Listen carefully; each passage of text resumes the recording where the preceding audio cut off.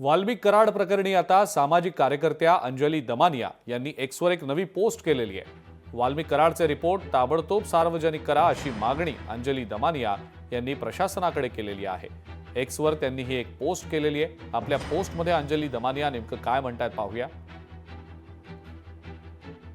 वाल्मिक कराडचे सगळे रिपोर्ट ताबडतोब सार्वजनिक करा।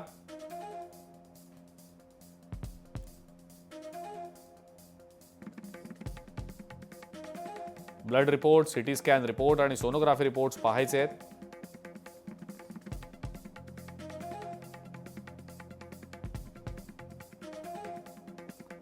उद्या संभाजीनगर किंवा पुण्याहून तज्ञ डॉक्टर्सना त्यांना तपासून पाहायला सांगा।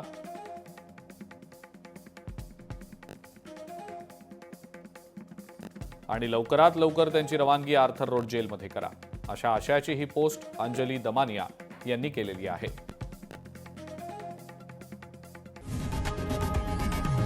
लोकशाही मराठी ऐका, पहा, जागरूक रहा।